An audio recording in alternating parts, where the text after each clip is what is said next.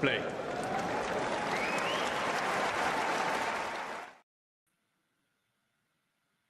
Irresponsible hosts again. I wonder who they are gonna, says Nurlan. Anyway, it's me and Mario as usual on ATP Weekly, and of course we're gonna be talking about Wimbledon today.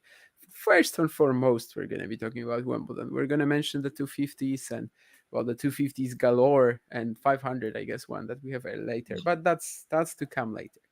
The most important topics, however, of course, is Carlos Alcaraz beating Novak Djokovic in the Wimbledon final in a free-setter. Were you, Mario, one of these people who were like surprised by that result, or were you just one of these kind of realists who are looking at how Djokovic was moving throughout the week, how Alcaraz has grown as a player since the Wimbledon of 2023, and was kind of expecting a beat down ish result? I was not definitely, let's say, an optimist from Djokovic perspective before the match. I knew that he was coming in my opinion, as an underdog in the match, and because of of what we saw over the 2 weeks, Carlos was improving match after match. He was starting playing better and better, and it's not like Novak was not improving, but not to the extent that he needed to to face someone like Alcaraz. Also, he hasn't. I mean, he had some, let's say, quiet tests, because he still had to beat some some good players en route to the final, but not these very top players where you really probably see, especially consider their performance. For example, the match he played against Rune could have been probably a test, but in the end, he didn't. This match, for example, didn't tell us too much, considering Novak's chances going forward. And just Alcaraz, of course, was too big of a challenge for him. I probably wouldn't have been shocked if the match would have been a bit surprised, but not shocked if the match could have been just a little bit more hard fought. But then in the end, it made sense. I was kind of expecting more or less, I don't want to say something like that, because then from imagine something and see it happen, it's different. But I was not really surprised to see this kind of result on the court, all things considered. So Yeah, I was kind of thinking it still would be a little bit closer, but generally, like the whole fortnight, it kind of felt to me like, are you people even watching tennis? The sort of the praise that Djokovic was getting for the Musetti and Rune performances, like that wasn't really getting to me. Of course, against Rune, he served out of his mind, that's for sure. Indoor conditions as well probably helped out a bit, but against Musetti especially, like it just felt like such a winnable match, as long as Lorenzo had like any real way to win points, because he could like move Djokovic around, and he was actually scrambling very well in that one, but he didn't have any power to put it away. And I just don't think that this was ever possible for him at this slam to beat Djokovic, to beat Alcaraz, to beat Sinner likely as well. But we probably saw enough where like we would think that against anyone else in the final, Djokovic would have had some shot. We're probably going to talk about him a bit more in a second. Let's talk about Carlos Alcaraz though. Suddenly we have this conversation, even though Yannick Sinner is 42-4 for the season, suddenly we have this conversation in terms of who's actually the best player of the year. Carlos is only 250 points away from Yannick in the ATP race. It's clear who's been the most consistent player week in, week out. So I guess it's just, about how much you value the slams, and sort of, well, right now it seems pretty tight to me.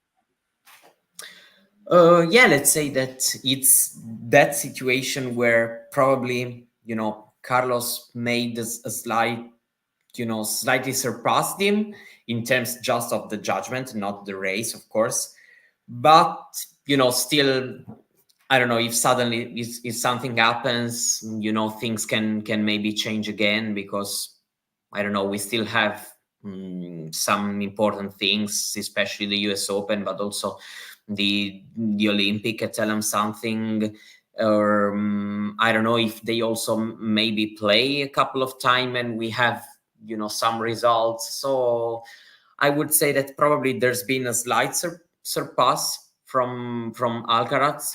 But yeah, the situation can probably still change if we see something happening in this next month. So yeah, I would say like that. Probably it's you know like when you make a turn in Formula One, you've just surpassed, and probably Carlos made that, but still, Yannick is close, and so Carlos needs to to look behind him probably.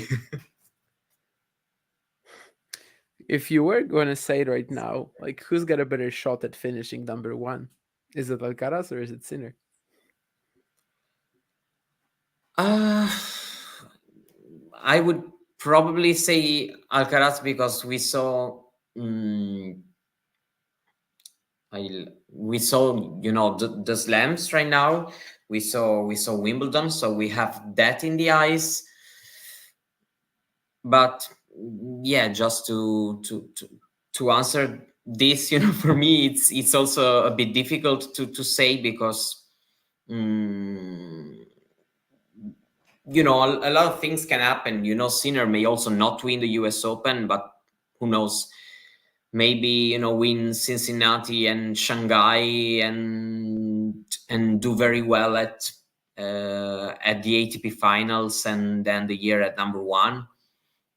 Or so it's very very difficult at this point to say. Probably I would say like 55-45 probably for Carlos because of also the recent results. But it's difficult because we know that at least when we talk about the ranking and the race and everything, slams are the most important tournaments, but it's not like just those tournaments. So it's difficult for me now to say who will end at number one because uh, it's very tight. If Sinner still keeps winning 90% of his matches, will also have his chances. So it's a bit difficult for me. I'm just going to fill in until Damien comes back. I hope you're okay, Mario. Yeah. I have a feeling Carlos and Yannick will lock the next 20 odd majors or so. I think that's a little bit of an exaggeration, Matthew, from my side. I think, there's probably a 16-year-old right now who's coming through who we haven't even barely heard of, who might have a word to say about that. Plus, then you'll have always Medvedev, and still Djokovic isn't going anywhere for another year or two. But and I think Yannick has some improvements to make on the natural surfaces too. So for me, I find that a little bit of a difficult take. Regarding the year-end number one, yeah, I mean, I guess it's largely about the US Open. Both of them have a lot of points to gain in New York. Where did Carlos? He was semi-finalist last year, wasn't he? Yannick was fourth round, I think. Yeah. It's in the end. I mean, I still look kind of at the race because the race started, in January, so it will keep going until the year end. So they are very close in the race, and it's difficult because Carlos made this big jump right now. But I mean, for the race, every tournament counts, and so. For example, a thing that can make the difference if one of them maybe loses early at the Olympics, goes to Canada, wins it, gains 1,000 points, and maybe the other doesn't even play. So there are a lot of things that should be taken into consideration, I think, for just from a race and ranking point of view, that make things very very difficult. Probably, let's say that, yeah, for sure, the next couple of months will tell us a lot. That's for sure. Let's wind back to Wimbledon and that final in particular. What were the sort of key moments or key tactical elements to the match that you think made it as comfortable? But you know what I mean? Basically, why did we see what we saw? I think that Novak probably felt beginning the match that it was not sustainable for him to play his usual way Agreed. and try to make some changes. So I kind of disagree with people seeing that it's been tactical suicide, because I feel like Mm. the sensation he got on the court made difference. I don't Now, yeah, think who was there was somebody prominent who said tactical suicide, but I can't remember who it was now. I don't remember either. No, So I cannot say the somebody name. who we all know, but I can't remember who it was. But yeah, Uh, somebody said it. So I mean, I feel like, the feelings he got on the court, not feeling so comfortable in doing, in the basic match dynamic, I think made a difference in tried also him maybe to rush a little bit at times to the net. And yeah, so for me, the key was just that the rhythm Alcaraz impressed to the match was not really sustainable from Djokovic point of view. I feel like this was the main difference. What was the big difference for you, Damien? Between what? Novak and Carlos in that final. Yeah, Tony Nadal. He's right, Ghosty. Thank you. But yeah, what was the main thing for you? I mean, it just wasn't really, to compete with Alcaraz or Sinner, really. I think it would have been the same with the other player in the final. Novak had to be, well, because he couldn't move properly or like 100%, because he couldn't potentially keep up with them in like a longer rally where they would just at some point find a way to put him away, find a shorter ball to crack. I just don't think that he really had that avenue. Like I don't think he really had that option in order to in order a potential way to win. So really, he needed like a phenomenal serving day. I don't know if this was possible because the way that Alcaraz was returning in the final, maybe it was only possible indoors. But I mean, clearly Novak knew that. Novak came out with a very aggressive attitude, which he needed to do. I mean, this was his only way to win, really. Of course, it backfired. I mean, in a way as well, because he was trying to like volley quite a lot, even from pretty horrible positions, simply because, well, he had no other idea. He was speed running the net against someone who's extremely good at just prolonging the point. Perhaps even the best example of that was actually last year when he had that drive volley at the beginning of the fifth set. But yeah, I mean, Carlos was just so good from start to finish that I think Djokovic was kind of hoping that he was going to clown around a bit. And he actually did. I don't know if you guys, while I was out, I don't know if you guys ended up talking about this, but that third set, that 5-4 for the love, of course, that could have gone a little awry, even more awry than it actually did. The third set tiebreak, Alcaraz still played a few like pretty ridiculous touch shots. I think some of his decision making in that tiebreak was maybe not perfect, but it was still working. It was, everything was coming together anyway. So there was that one shaky moment, I suppose, which could have given Djokovic a set, but yeah, he needed a lot more of that because up until 6-2, 6-2, 5-4, Alcaraz was like really ahead and just in business mode. Up until these three match points, he was very professional. And I will also say to that number one question that I posed to you earlier, I think that obviously a cop out of this is probably whoever wins the US Open. But assuming that, let's say, it's pretty even around that time, then Sinner would be the favorite for me, just because, the indoor swing, a lot of events post US Open, he does better at them than Carlos. So, Yeah, I was just well, suggesting all to play also, for. Mm-hmm. if suddenly one of the two has, a surprising early loss at the Olympics, goes to play in Canada and wins the tournament, maybe makes, a jump that, given that it's such a tight race right now, it can even, who knows, maybe make the difference if the other maybe goes deep at the Olympics and just decides to skip the tournament, who knows. Yeah. So yeah, there are so many things to consider. Yeah, actually, one going deep at the Olympics might hurt you in that race. Absolutely, Yeah. because then you have to play Canada almost right away, Cincinnati almost right away. But yeah, probably Sinner is still a tiny favorite there, but who knows? Is this Alcaraz's most impressive run for a slam title? He beat some good guys, says Ghosty. Huh. Probably not. I mean, it would be No, last year for me. for Wimbledon, I think. me, yeah, but for me also the French Open one this year was, Yeah, but he was played like, more. yeah, I mean, it was impressive in a way, but he didn't play well for the most part in most of these No, matches, I right? mean, I'm just, trying to consider also, the names beaten. Hmm. Yeah, Um, it is a consideration, but like, yeah, I don't think the 2024 French Open, can really count if Alcaraz played 80% of his max strength for the most part there. But yeah, it wasn't the US Open, definitely not. So I guess it's between the two Wimbledons, but I think the 2023 one is so much more impressive, Ghosty, yeah, I because you agree. have a normal Djokovic in the final. And that's really one of the big parts of that, really. That, and also, the mid rounds also, where I feel like, he started playing better and better this tournament, but just the way he, last year, the way he played against Medvedev in the semis, and just complete business mode against Rune in the quarters, and it was, for me, it was even better probably.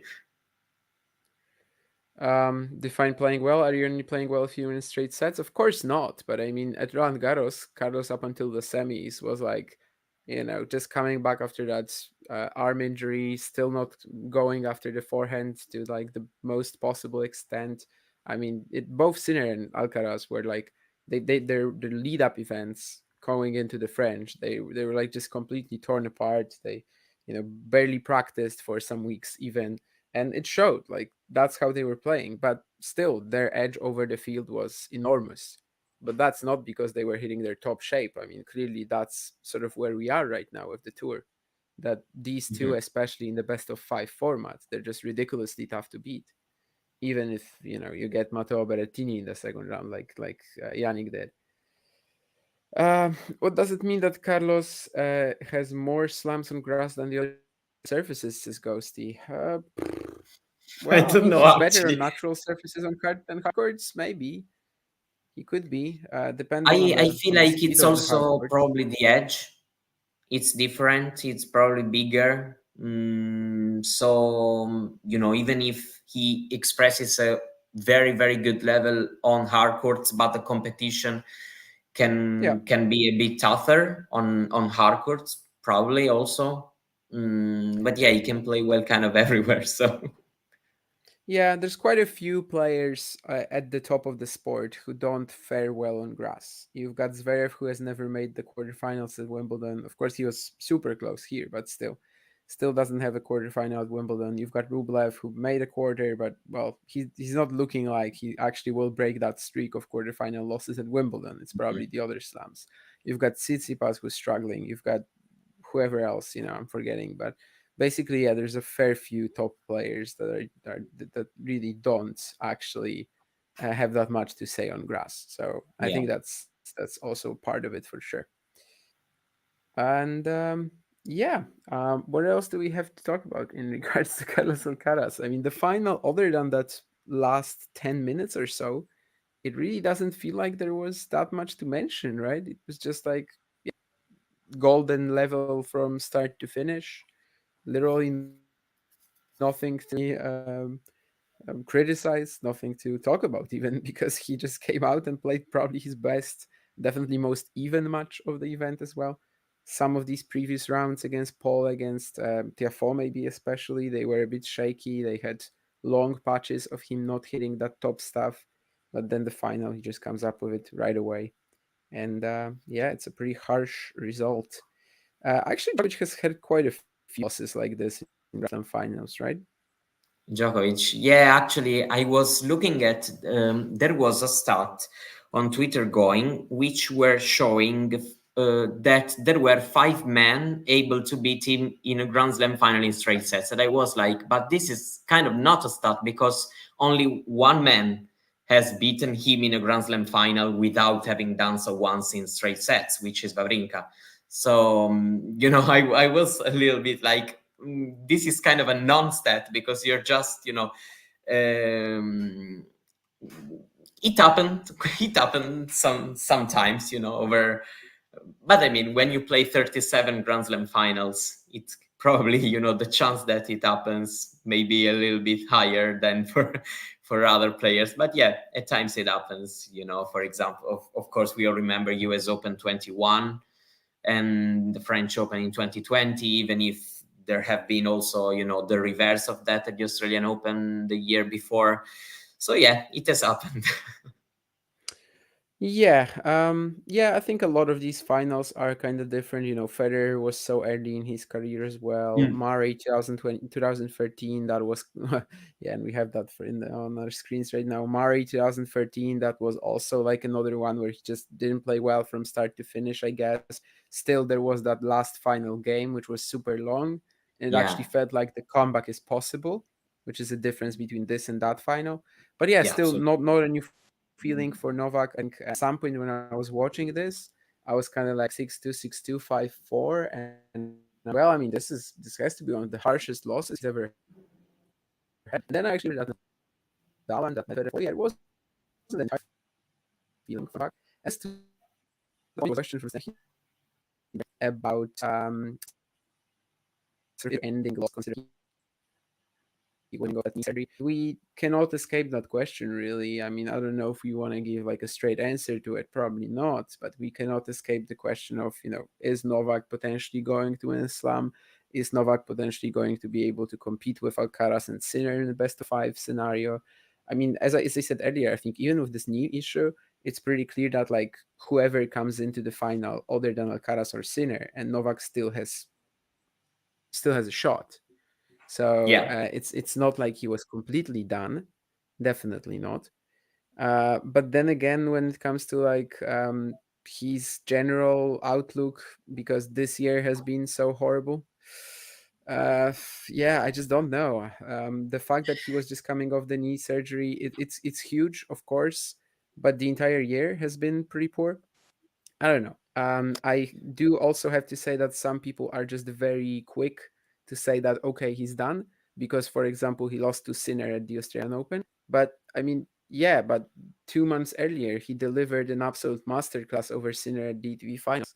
So what in these 2 months, and I understand it's also a race against the clock in a way when you're as prehistoric in the tennis sense as Djokovic is already, but still, I mean, it wasn't that long ago that he was beating both these guys so confidently with like some of his best performances ever. So I'm not ready to say it yet, but if we don't get like a proper great version of Djokovic until the end of the year, maybe I will.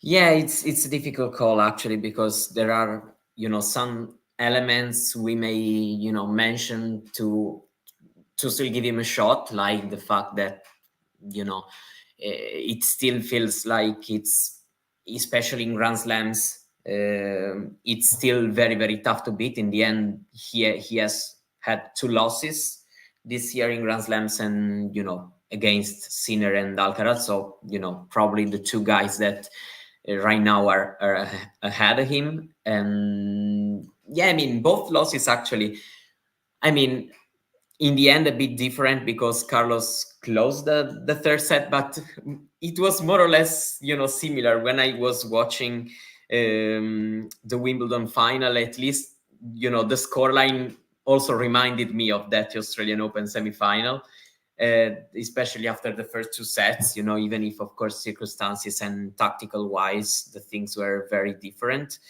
But yeah, in the end, he's way better than many players on tour. So the only thing is that, yeah, these matches, of course, are not ideal for us to just say, confidently that he's going to win one more. But yeah, once again, there are also elements that, are good in some sense, because himself has said during the tournament that the knee was not perfect. We saw also during the matches that the movement was not great as usual, as we have been used to see from him. and still, he comfortably beat, Rune in round 4 and Musetti in semifinals, which are, solid guys, even if not, right now, not in the top 5 position. Uh, but yeah, let's say that it started looking more and more difficult, but still I wouldn't say yet that it's impossible. Let's say like this. Yeah, and Ghosty, I did not write an essay on the Terminator, but if someone tells you that it's not a horror movie, remember it is. It absolutely is. Only the original. Later on, no. But yeah, what do you think guys like Musetti and Rune were thinking when they were watching the final? And they were watching the final and they're just seeing, Carlos Alcaraz. I mean, I know that we're kind of not like thinking we're not really at his level right now, but we aspire to be at his level, and he just wrecks the guy completely, and we were not able to do it at all. We Rune was just so wobbly on the offense with the forehand, unfortunately, like really technically that's a technical flaw, not even like a form of the day type of thing, but still.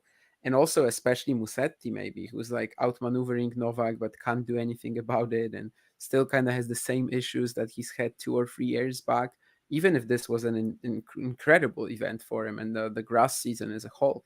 But I don't know, if I was Musetti and I was thinking after the semi, he said that Novak was returning like never before, like he's never seen him returning that well before in the matches against him. And I don't know. I mean, after watching that Alcaraz match, I would be like, how the hell did I not take advantage of this? I was playing that guy 2 days ago, and I couldn't do anything about it. Yeah, I mean, I correct myself, solid when, was meaning, I said the wrong word, I was just meaning, a good opponent. That's what I wanted to say. Yeah. But yeah, if I am either Rune or even Musetti, probably after the final, I'm not that confident probably anymore as maybe I was, at least in how, how much still separates me from that level. Yeah, also the quotes, leaves me a little bit disappointed, because I remember, for example, when Sinner lost to Djokovic at Wimbledon last year in the semifinal, it was still a straight sets loss. But the way he was talking, he was looking much more, into really wanted and feeling closer, and Musetti just is not giving the same vibes, actually, even if I'm not judging their performance, but I'm just looking at the result and I see kind of, okay, also Musetti reached the semis at Wimbledon, lost to Djokovic 3-love. It was at in some moments it was kind of close. But yeah, it's not really the best feeling, in my opinion, because then you see how much you still have to grow in order to get there. And yeah, you must regret probably a little bit. You must feel like probably I could have done a little bit better, because we know that Alcaraz is better, but still, maybe I could have done just a little bit more. Yeah, there were a lot of well, I'm not even gonna touch the gym question from Nurlan. I think actually it was directed to Ghosty. And yeah, with the mandatory events, guys, by the way, like if Novak only wanted to play 4 events a year, he would play 4 events of the a year. At this stage of his career, like it doesn't really matter. Yeah. If he didn't have the ranking, he would just have literally a wild cards to anything he wants. So yeah, it's really just not a big deal, not at all. But yeah, anyway, what I was going to say is that there were a lot of storylines around Daniel Medvedev at this event as well. He, of course, landed a beautiful win against Sinner. There were some hopes that maybe he could do something to Carlos Alcaraz. And I saw a lot of contrasting takes, sort of in the sense that some people were saying that Daniel Medvedev has to kind of stop, similarly to Musetti and Rune, has to kind of stop and think about, how his career is supposed to progress from here, how he can get that second slam title. if he looks like that against Alcaraz, where he comes out for a set, he's very aggressive, he really surprises him, but then there's one break literally at the beginning of the second set, and you never really feel again that the match is close. But also, some people are just saying that, well, I mean, this is who he is as a player. This is literally what he can achieve when one of these guys like Sinner, Alcaraz, Djokovic is peaking. There's not much he can do. So where do you stand in that sort of scale? Is it just a thing of, well, he's limited potential, or is it really sort of a mindset change as well that has to appear in Daniel Medvedev in order for him to actually pick up that second slam title? As right now, he is probably like one of the strongest resumes among one slam winners. Uh, I feel like I don't really actually feel like it's kind of a mentality thing. Um, I don't feel like he's not trying to do it and to just try to play as good as he can. Also in the first set, he enters the court and tries to do what he has to do in order to, to try to beat Carlos or to put him into an uncomfortable situation. And I feel actually the first set has, maybe I know he won it, but it looks like kind of a missed opportunity for him, because he could have closed it out a little bit easier. I feel like, and that maybe could have had him.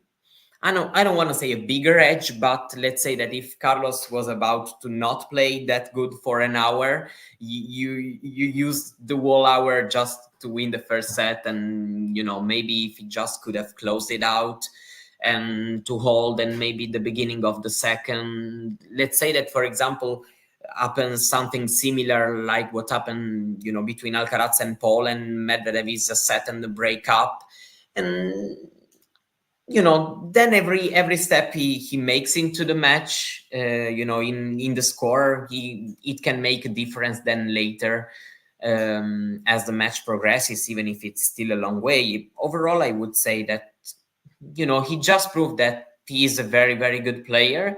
He can put up very good performances. He can trouble at times the bigger guys, because he's still, over the past 52 weeks, he still had the win over Alcaraz and the win over Sinner at slams, so he can still pick up some good wins here and there. But yeah, probably this guy who also are younger, especially Alcaraz, but also Sinner, it feels like he has still, despite this loss, kind of changed the script of the rivalry. They feel like having something more.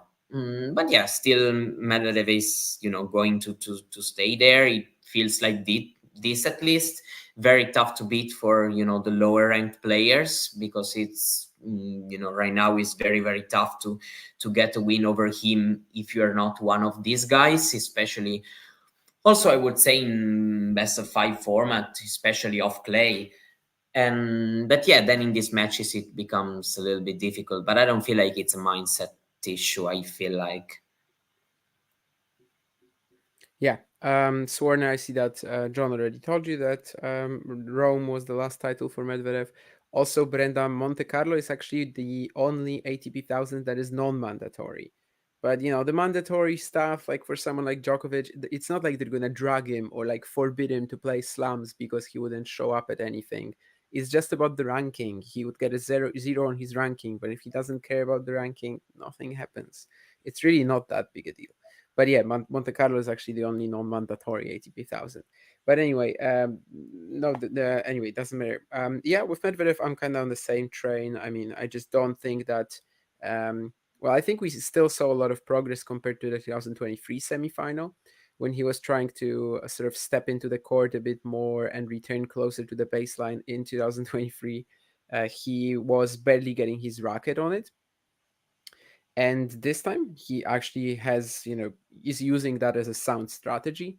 He yeah. is slapping the forehand around. He is using it pretty offensively. Obviously, there are limitations to this. I don't think he was ever going to beat Sinner, Alcaraz, and Djokovic back to back. all three of them. That's pretty much impossible, it seems, for anyone but, well, these guys. But yeah, there's still that possibility of a draw opening up. He's done remarkably well at every single slam recently, other than the French, which of course is never going to be like his forte. But he's also done. I mean, he's had a pretty deep run there before too. So yeah, I think that the door is still open. Although, of course, with every single year, with every single slam, it is closing. Yeah. I'm kind of in the middle. I mean, clearly he is not at the level of Alcaraz, Djokovic, or Sinner, but he can compete with them. From time to time, he can beat them. But if he is forced to beat two of them at least to win a slam, mm, that might be pretty tricky. But yeah, I definitely don't think it's a mindset thing here. Although I have to say, he definitely had some issues closing out sets against these guys as well. Yeah. Sinner, the opener, right? Alcaraz, the opener. He did kind of get scared when he was close to doing that, which is not a good sign. I mean, obviously, that's something he has to avoid for the future. That's maybe the only thing where like you can actually point to his mind, something being wrong about his mindset. But yeah, I would say that's maybe the end of it in terms of improvement from playing Alcaraz in the 2023 semi to the 2024 semi. Surely it was there. It was a very different match, and he actually, well, adjusted his tactics in a way that for a moment allowed him to find some peace in this matchup. Of course, in the end, he kind of just didn't have that counter punch when Alcaraz was playing so well. Let's talk about, because someone mentioned Alex de Minaur as well. How big of a missed opportunity is this for Alex? I mean, it's just such a brutal story, getting injured on match point in a forefront match, still getting over the line, and then you cannot come out against Novak Djokovic. And I guess I mentioned it earlier that like Musetti and Rune must have been watching that Djokovic Alcaraz final and thinking, I should have done better. Alex de Minaur was watching that and thinking, I could have been in that final. I don't disagree. I've been, I feel like he was, for sure he could have been the biggest threat on Novak's path to the final. And yeah, I know that, for peak Novak, de Minaur has been, a comfortable matchup. But when Novak is not peaking, like at the United Cup this year, and with the movement not being perfect, de Minaur could have been someone who could have, exploited this a little bit more than how the others have been able to do it before the final. So yeah, I feel like it's been kind of an unlucky situation. For sure he could have played this match. And I don't know, he doesn't feel like that impossible for me to imagine an upset, considering upset, then we'll have to to look into the meaning of the word. But for the way Novak was playing and moving, it was not that impossible. Could have Novak won anyway? Yes, but for sure it could have been a very, very tough threat, in my opinion. So yeah, I feel like it's been it's been very unlucky situation today. Maybe he can smile a little bit with his best ranking at number 6 in the world. But yeah, especially given how good his season is going, back-to-back majors quarterfinal, you have the opportunity to face Novak on center court, having your cards to play, having kind of chances, I feel like. So yeah, it's been for sure tough to swallow for him. Yeah, it's a horrible matchup, but this time we actually believed something might come out of it. And yeah, it's just a shame that Alex didn't get that chance. Was he beating Carlos Alcaraz? Nah, but he could have gotten his first major final here. And that, of course, would be something incredible. Hopefully, it's not a injury that keeps him out from the courts for that long, although it actually kind of seems to be, given that, well, he said like a few weeks at least. So hopefully it's not going to also stop his touring campaign, which right now is looking pretty likely. Well, or at least, he's in the running at least. And yeah, who else was in the quarters? Oh, Taylor Fritz as well, right? Losing to Lorenzo Musetti. I guess another guy who kind of can regret a missed opportunity to play Novak. Of course, it's a very different different sort of story than Alex, because he just lost a match and that's why he didn't get to play Novak. But that's Yeah. maybe similar in the sense that he also has a horrible matchup with Djokovic. But at this very event, you could actually believe that maybe Fritz would have some sort of a shot. Maybe not after going 5 sets with Zverev and then 5 with Musetti. But yeah, I mean, Taylor was in the quarters, got there, but with an incredible comeback against Zverev, and then was actually kind of outplayed by Musetti and Gras. Yeah, I've been a bit disappointed watching the final moments of final moments actually after the first set against Musetti, because Musetti, he started being even less aggressive, just using his skill, his variety to trouble Taylor, and he's been actually able to do it. So, and especially after the big comeback against Zverev, who was, Zverev movement also was not as perfect, but still was very close to win that match against you, and you managed to come back. It's still a very, very good win, because Zverev is having a very, very solid season. And yeah, then for sure it feels like kind of a missed opportunity, because it's your first also quarterfinal against somebody not named Nadal and Djokovic. It was also a good opportunity at Wimbledon 22, of course, because of Rafa's injury in that match, and you have also the chance maybe to kind of redeem yourself, still reaching the semis. So I feel like it's for sure a pretty tough loss for him to swallow this one. And yeah, especially because you're right, especially after that first set, Musetti kept getting better and better, and Fritz started missing a lot, especially after losing the second set tiebreak. In the third set, it was pretty bad performance for him in that moment, and Musetti really took advantage of it. Didn't even risk too much, talking about the rally and the game dynamics. And yeah, still been able to cause so many troubles to Fritz. And yeah, so it's been probably, for my point of view, it's been a bit disappointing to see how that match kept going after that first set, which was played fine from Taylor. Yeah, to me, I was kind of maybe more even impressed by the Musetti standard there, kind of the way he started actually leading to something with all the slicing he was doing, taking over when Yeah. he got the chance, instead of just like in the opening set, just slicing, and never really getting out of these rallies anyway. And as Brenda says, I mean, Fritz is rather one-dimensional. He's never going to be, a much better athlete from here. He has improved his footwork a lot.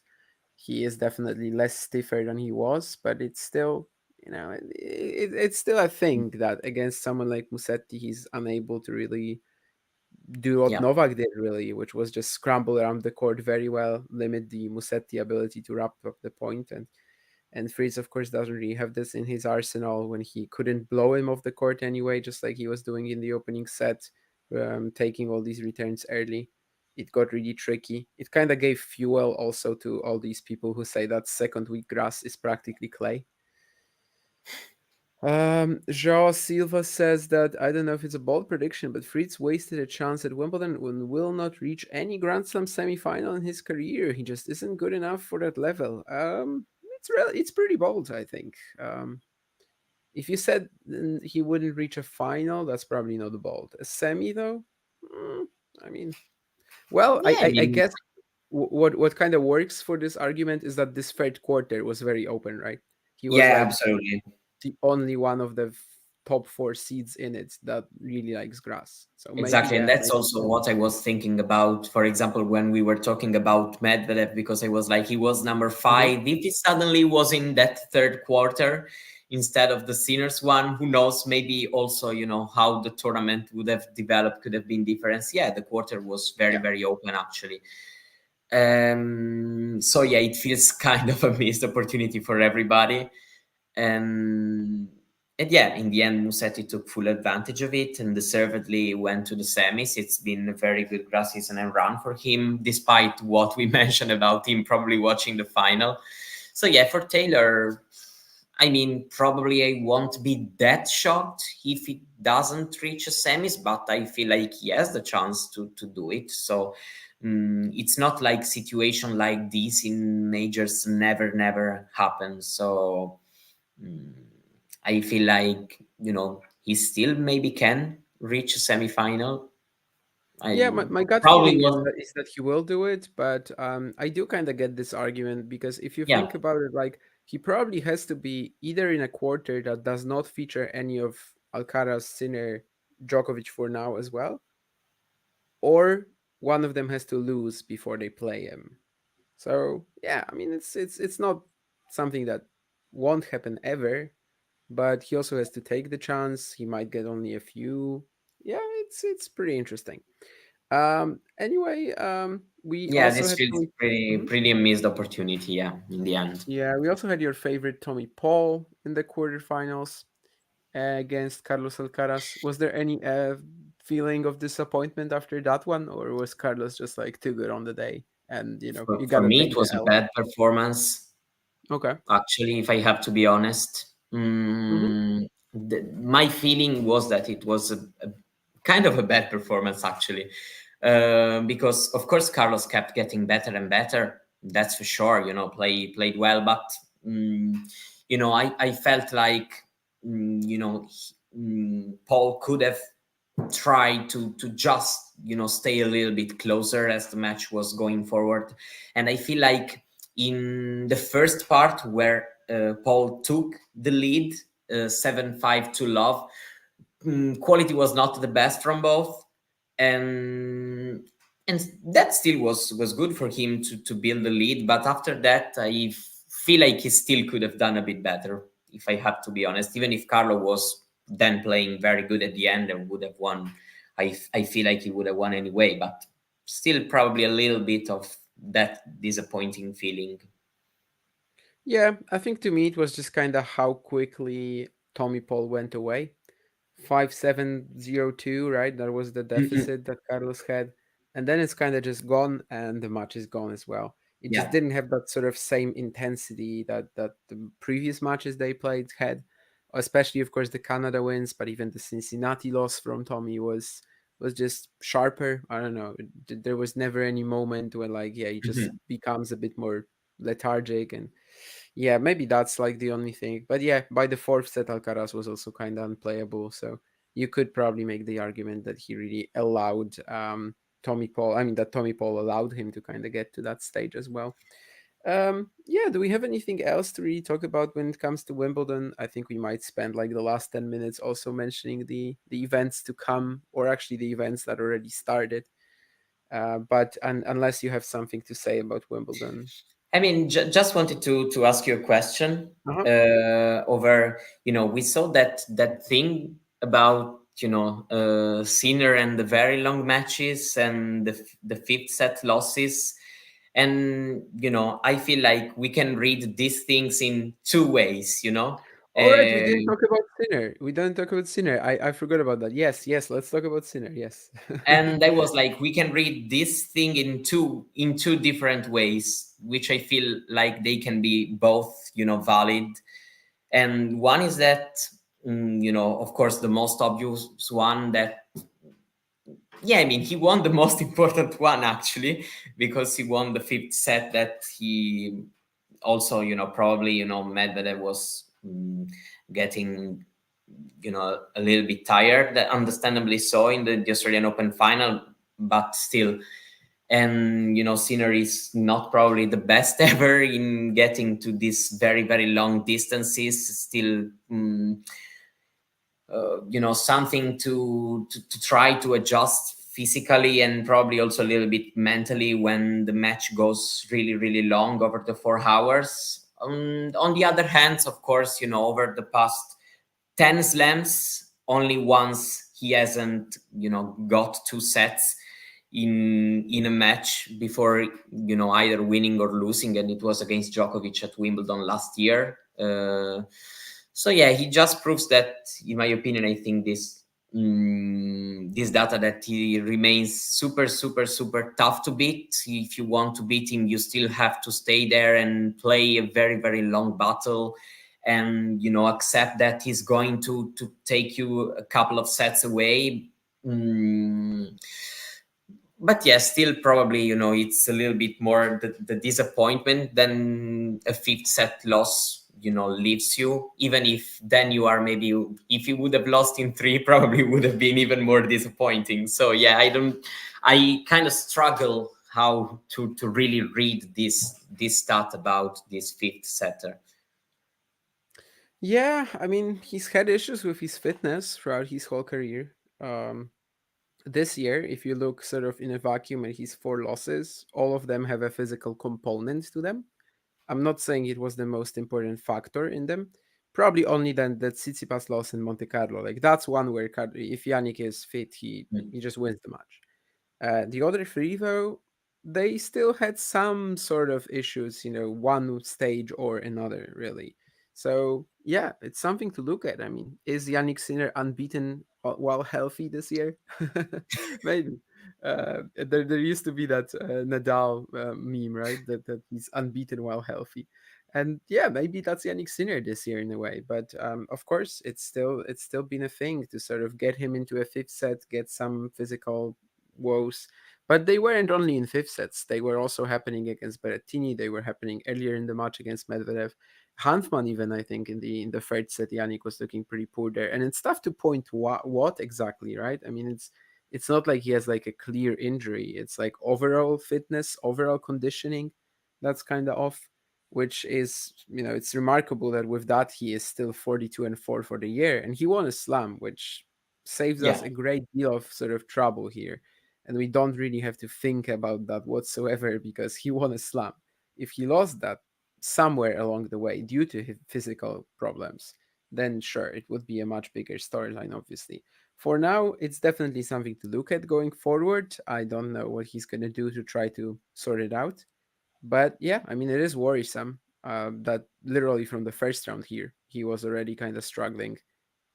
When the match got a bit tighter, when the match got a bit longer, he just had to take a bit of a breather, drop that set, and come back. So yeah, he does kind of always look ill. That is very true.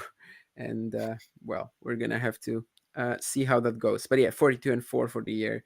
It's amazing, but the best of 5 format seems to still be a bit of an issue and kind of the difference maker between him and Alcaraz. Why Carlos has 4 slams now and he has 1, I guess. Although of course Sinner's peak started significantly later, about a year later, let's say, if we start counting Carlos's peak from that US Open title. And there was a question here that I wanted to talk about, but which one was that now? I do not even remember. Oh yeah, it actually wasn't a question, but Swarna said that there were no memorable matches from this Wimbledon. Were there any memorable matches? I'm hearing this a lot. I actually think that Sinner Medvedev was definitely memorable. And maybe when I think of Wimbledon on the men's side this year, the two that come to mind, and we're not going to get into doubles because obviously the final is also super memorable. Yeah, Herivara Patten against absolutely. Purcell Thompson. But I do think of 2 round 2 matches as well. Like that's kind of what instantly comes to mind for me.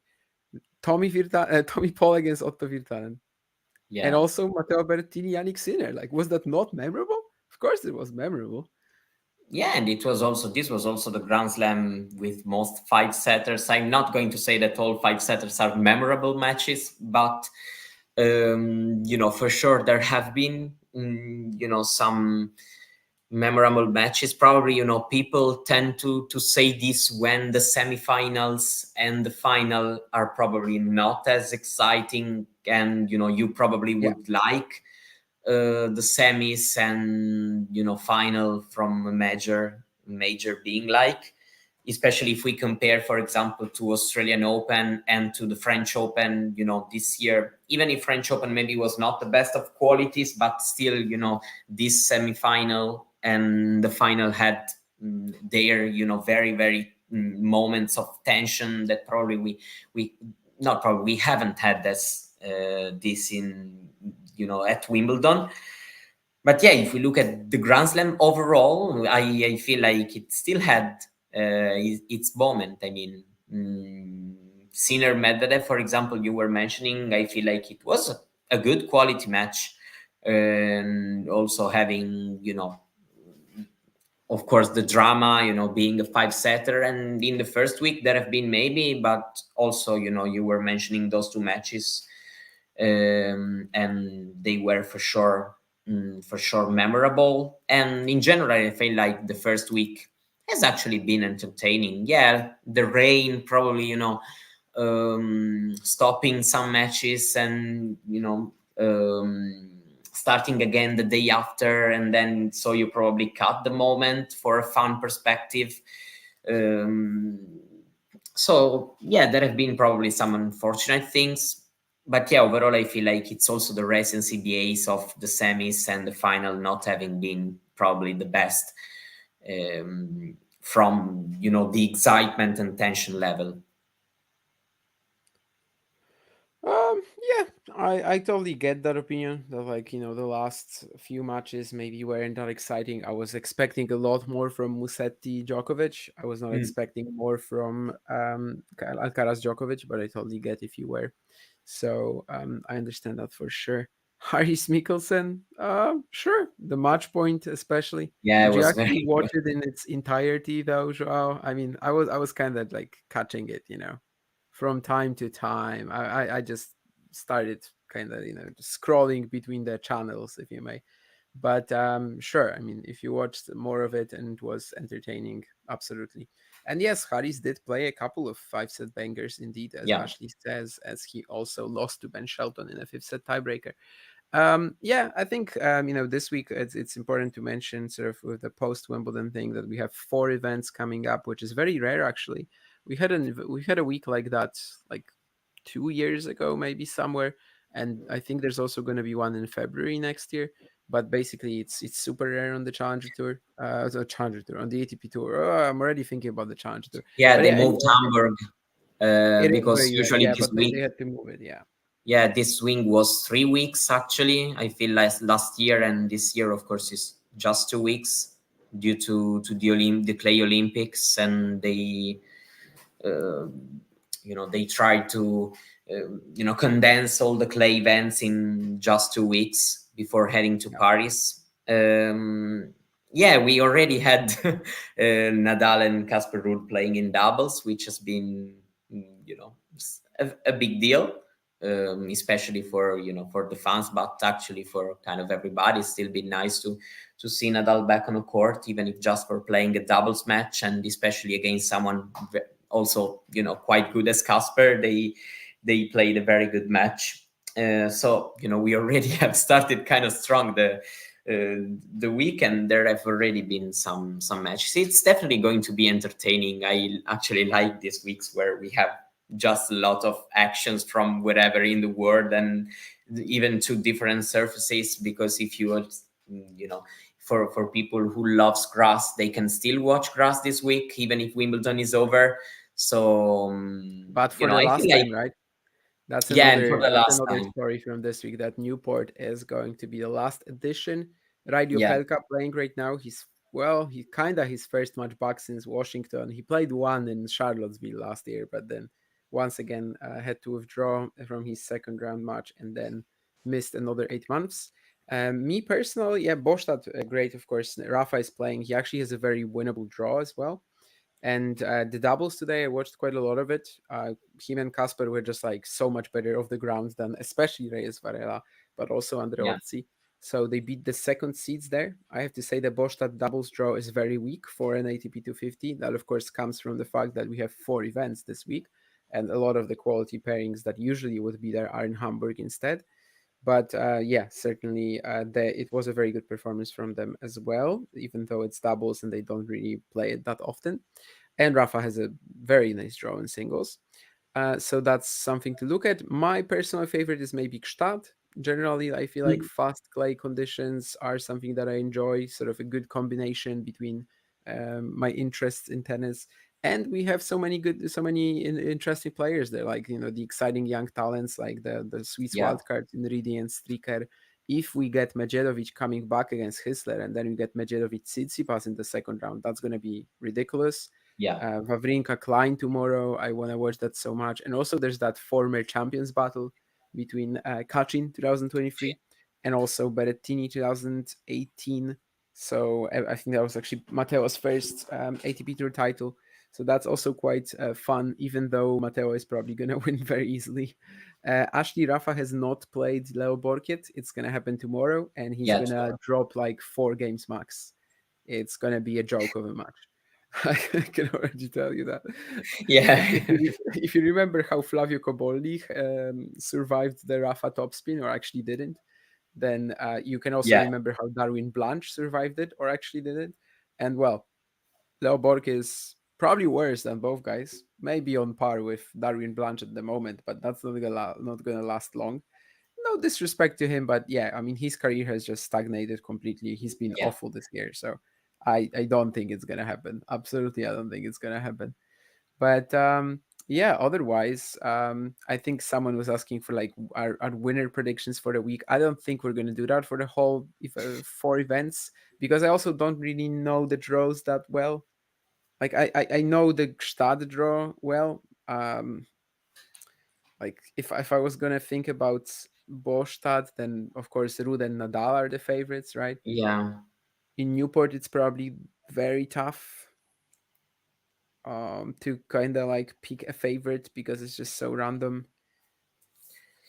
Yeah, I mean, Oh, even Gstad is not that easy. I think yeah, Gstad to is tough. I mean, I don't predict. think it's Tsitsipas, right? Berrettini probably is actually the trendy pick there, right? I would probably go Matteo.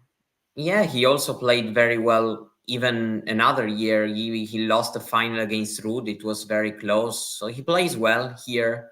Usually, Brenda Hamburg is a 500, and then the other three, so Gstad, Bostad, and Newport are 250s. Dark Horse Nagal in Bostad. I would have to check who he's playing and which half he's in. If he's in the top half, there might be some sort of a chance to be a dark horse. In the bottom, I think Rafa and Kasper are just kind of way too strong. Sumit is playing Elias Immer tomorrow, right? That I remember because I was doing some work relating to that match earlier. But yeah, that's kind of all I remember about his draw. Immer actually won like 4 matches in Bostad over the years, I think, but generally does maybe a bit better in Stockholm. We'll see. Of the yeah, the two, Hamburg draw is also feels very open. If Zverev is I don't not, remember who's there. Who's there? Like, is it Rublev? No, Rublev is in Bostad, right? Zverev and Rune are the top seeds. Uh, Baez, Cerundolo, Fils. that's probably way Um, weaker than they usually get as well, right? Because it's 4 events. because the players just got spread over, Yeah.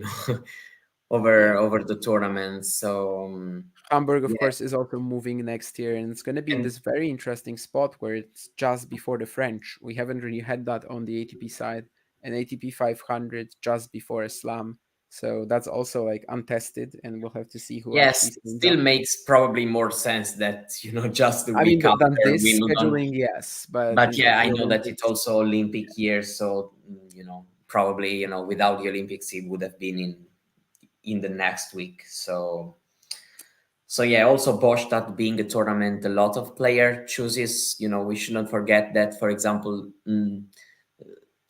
probably an earlier loss, even if it was tough to expect for Sinner, he would have played in Bostad and not in Hamburg. So yeah, it's been tough for Hamburg this year, tougher than usual. Budapest is just down the road from me. It might be like the same distance from Mario and from me. I think it's really not Yeah, that it's close actually from me. very close to me. There's also actually very very good flights from Yeah. Puglia to Budapest. So I mean, my flights are actually really good to Budapest as well. I was when I was in Szekesfehérvár last year. Of course, I was flying to Budapest and then going by train. But yeah, now WTA 250 is probably not gonna visit. Although I will be at a tennis event this week. It's just gonna be the weekend at the Polish National Championships. But then, of course, as you ghosty already know, I'm gonna be flying to Porto in a couple of weeks with Mr. John Silk. So yeah, that's going to be my tennis fix. Budapest, not too invested. And Budapest, if you want to talk about it, WTA Weekly, but I think that already happened, Ghosty. So yeah, anyway, I think we might just end here. The 4 Yeah, events, just want to Mhm. say, Ghosty, that Trevisan plays tomorrow. Yeah, I'm sure he's gonna appreciate it. Yeah, round 2 already. Oh wow. Last week she won in Bostad, right? No, Actually, it's round 1 actually, I think it's round because 1, right? yeah, round 1 Yeah. Because last against week she won Bostad, right? The Yeah, WTA 125. So yeah, we great had achievement. Italian tennis Round 2 being on crazy. Silk versus Kuz. Ah, Okay. okay. Actually, I haven't talked about it with John, but it would be amazing, especially if it was on hard courts, And actually, Ashley, this is a very interesting topic that you just pointed out. Any word on Hubi's injury? There's actually a bit of discussion in the Polish media right now because there's this guy who is like a doctor of his or something like that, and someone literally did an interview with him where he says that he cannot really say that much because of whatever, a priest cannot tell you what happened at confession, and the same with the doctor. Like it's just that he cannot really do it. But if it was up to him, he doesn't really think Hurkacz can play the Olympics, or like he doesn't think that he can play it without any negative consequences on his health. And from the Hurkacz team, we have no info, like literally no info, and people are very frustrated about it.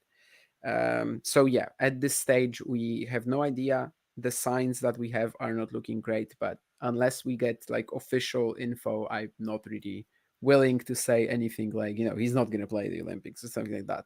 Novak was not going to be playing Wimbledon, and then he made the final. So yeah, that's kind of where we have to So stop it Hurkacz for is now. going But to be in the it is a silver. controversial topic right now in the Polish media, sort of. Yeah, I guess that's it then. Yeah. And we covered Wimbledon, and we covered all the four 250s and 500s that we have for this week. Hopefully there's you guys are gonna keep tuning into the channel. I think John's in Hamburg, right? So he's gonna keep bringing some content from you for you from that event. And indeed, obrigado, thank you, merci, gracias, Grazie. arrivederci. That's not thank you. Grazie. Oh yeah, grazie. Yeah, and see you soon. See you. If you enjoyed this video, make sure you hit that like button. Don't forget to subscribe and click that notification bell so you don't miss out on all things tennis.